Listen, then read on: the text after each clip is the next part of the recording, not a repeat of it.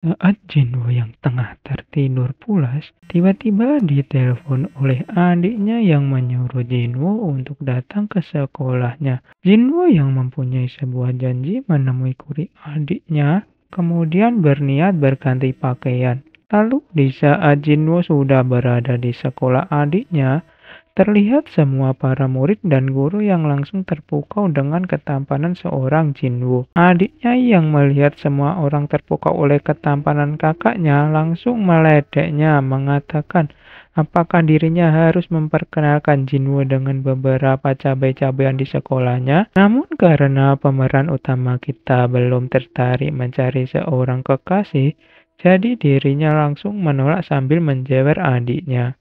Lalu, setelah sampai di ruangan guru adiknya, Jinwo langsung disambut dengan hangat.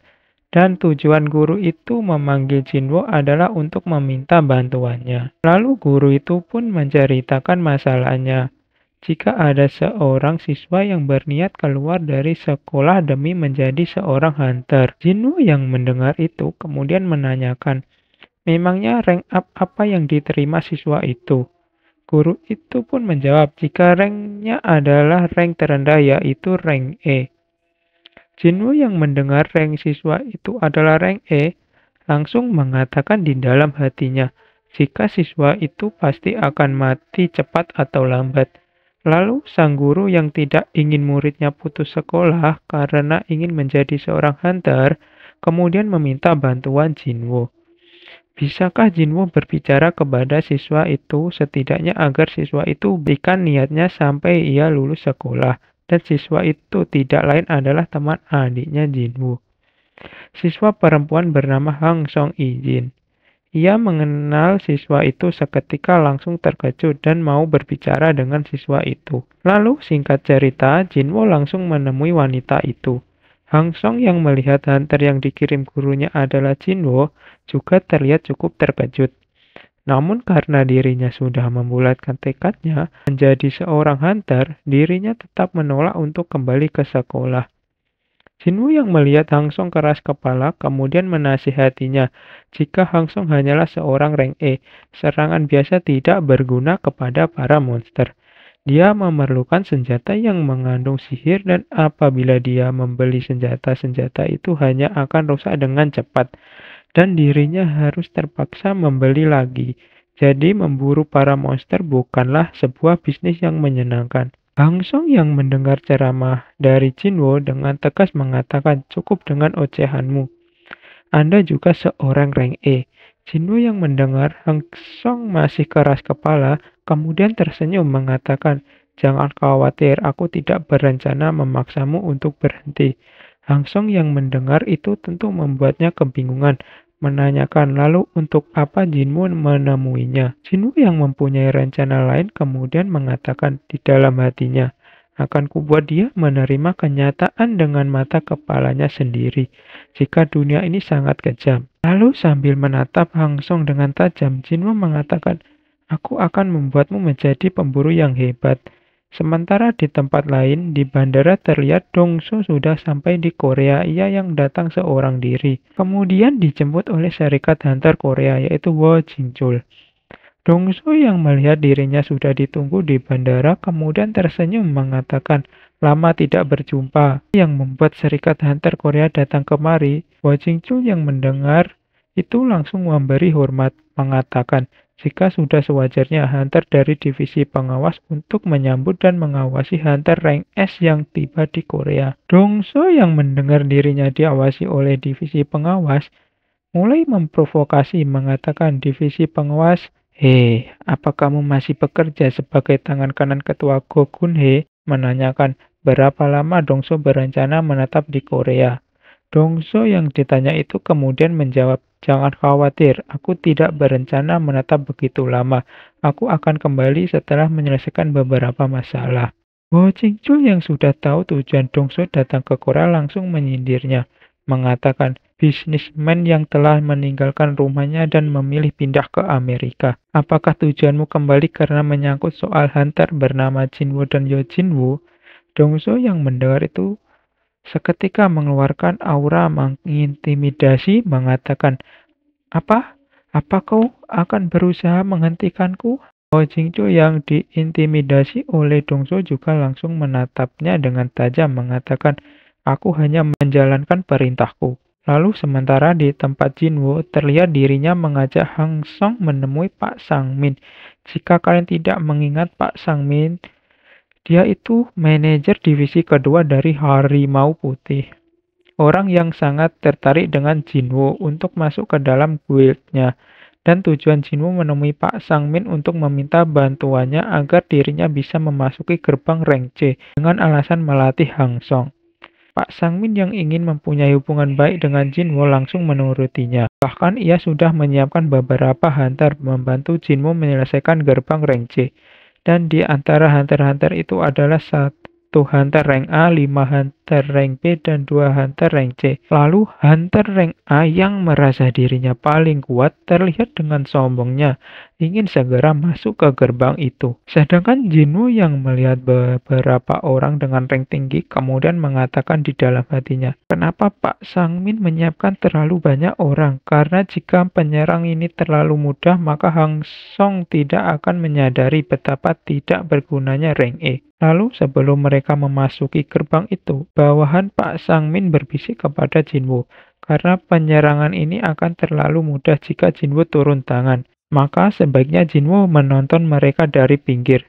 Namun di saat mereka sudah memasuki gerbang itu, tiba-tiba gerbang itu berubah menjadi merah dengan keluarnya kilatan petir. Pak Sangmin berserta bawahannya yang melihat perubahan gerbang itu seketika langsung panik, tanpa tahu apa yang terjadi. Sedangkan Jinwoo yang menyadari gerbang yang mereka masuki bukan gerbang sembarangan, kemudian menyuruh Pak Sangmin untuk segera memanggil tim penyerang utama. Pak Sangmin yang mendengar itu langsung terlihat panik sambil mengambil handphonenya, mengatakan ini bukan masalah yang bisa diatasi oleh tim penyerang utama. Aku harus segera memanggil ketua, yang ternyata Pak Sangmin menelpon ketua Serikat Harimau Putih rank S yang bernama Mbak Yeonho. Ketua Serikat Harimau Putih yang mendengar para hunter memasuki gerbang berwarna merah juga terlihat sangat terkejut. Sementara di dalam dungeon tempat Jinwoo berada terlihat para hunter yang bersamanya mulai panik kebingungan di mana sebenarnya mereka saat ini. Jinwoo yang masih nampak tenang sambil melihat situasi kemudian dihampiri oleh Hang Song menanyakan, apakah mereka saat ini baik-baik saja? Namun, tepat setelah dirinya menanyakan hal itu, tiba-tiba terlihat sebuah serangan panah es mengarah ke wajahnya. Tapi Jinwoo yang menyadari hal itu dengan cepat langsung menangkap serangan itu dengan tangannya. Sedangkan hunter lain yang tidak bisa menghindari serangan itu terlihat langsung tewas dengan panah yang menembus kepalanya. Hang Song yang awalnya sok keras, ingin menjadi seorang hunter, seketika kena mental menyadari dirinya bisa saja mati dengan mudah jika Jinwoo tidak membantunya. Dan ternyata yang menyerang mereka saat ini adalah sekumpulan elf jahat yang sangat suka memburu para hunter, yang sudah mejeng di sebuah pohon yang cukup jauh dari mereka. Saking jauhnya, bahkan Jinwoo sendiri mengaku tidak bisa merasakan kehadiran mereka sama sekali. Hang Song yang masih merinding melihat tampilan monster tadi menanyakan jenisnya kepada Jinwoo. S-Elf monster pintar yang terkenal sangat biadab, dan saking biadabnya mereka sampai dijuluki Shaki alias Iblis Putih. Kim Chul sebagai ketua parti mengambil sebuah keputusan yang sangat merugikan satu pihak, di mana dia mengatakan ingin mengalahkan bos dungeon di Red Gate itu, dan hanya membutuhkan mereka yang berkompeten. Alhasil seorang hunter rank C pun disuruh berada di sisi Jinwoo dan Hang Song, selaku hunter rank E. Gak lama kemudian, salah satu hunter yakni hunter rank B, Park Hae-jin memilih berada di sisi Jinwoo. Kim Chul pun mengira si Park Hae-jin ini hanya merasa iba dengan orang-orang yang ingin dibuangnya saja. Namun sebenarnya tadi menjadi satu-satunya orang yang melihat Jinwoo yang bereaksi lebih cepat dari orang lain. Setelahnya Kim ngasih tahu dia dan regunya akan jalan di depan sana. sedangkan Jinwoo dan regunya menyusuri area hutan. Di tengah penyusuran, Kim Chul menghentikan regunya untuk memberitahukan bekas cakaran besar di salah satu pohon di sana. Hanya monster Esper sajalah yang bisa membuat bekas seperti itu. Kim Chul merasa Jinwoo hanya akan membunuh regunya sendiri jika nekat masuk ke dalam hutan. Baru aja ngomong gitu, dia sendiri baru sadar di regunya si Jinwoo ada seorang hunter rank B dan juga C. Lantas kenapa ia merasa Jinwoo adalah pemimpinnya? Sementara itu, Park Hae-jin meminta mereka untuk berhenti begitu melihat bekas cakaran Ice Bear di salah satu pohon di sana. Ia menduga hutan adalah wilayah kekuasaan Ice Bear di saat yang ngajak mereka untuk kembali. Jinwoo justru merasa itulah alasan kenapa mereka harus masuk ke dalam hutan. Jika hutan adalah wilayah kekuasaan Ice Bear, itu artinya mereka hanya perlu waspada terhadap beruang. Dan hal itu jauh lebih baik ketimbang harus menghadapi Ice Elf yang memiliki akal untuk berpikir. Hae-jin yang mendengar pun terkejut, karena apa yang diucapkan oleh Jinwoo ada benarnya.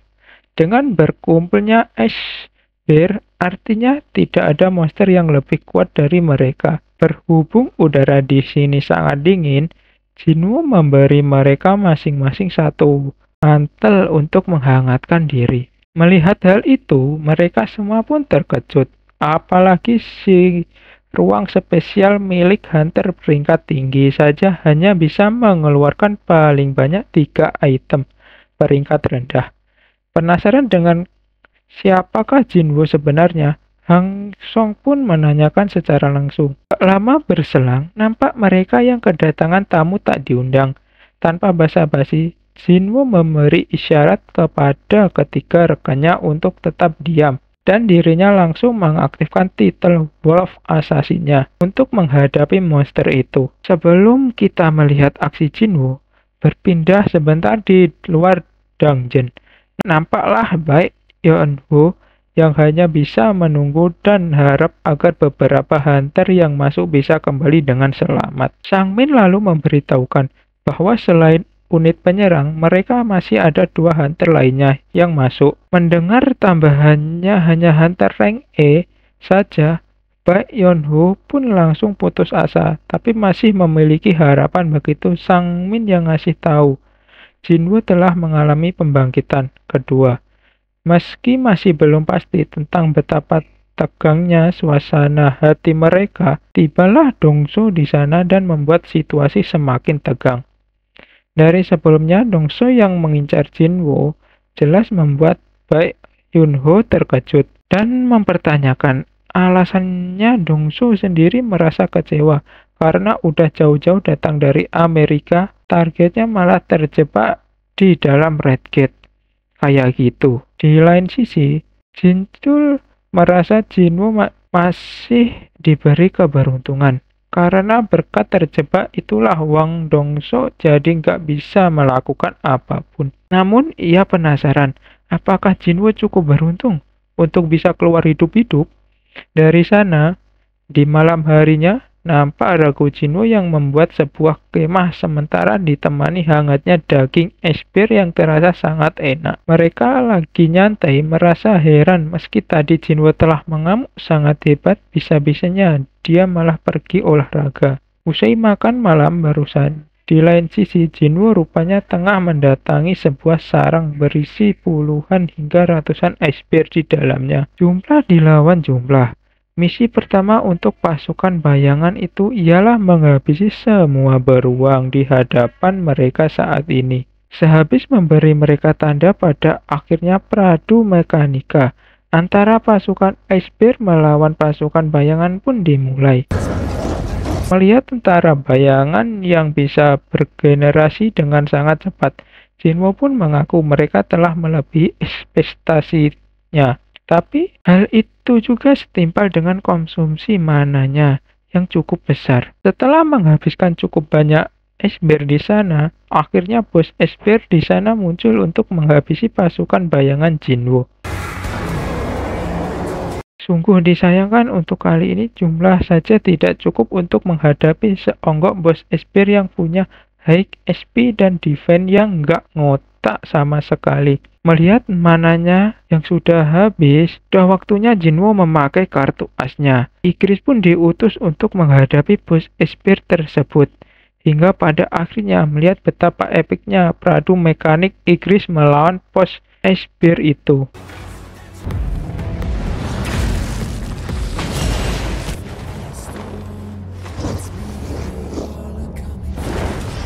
Jinwo sempat kagum sebelum akhirnya Igris berniat mengakhiri hidup bos monster tersebut.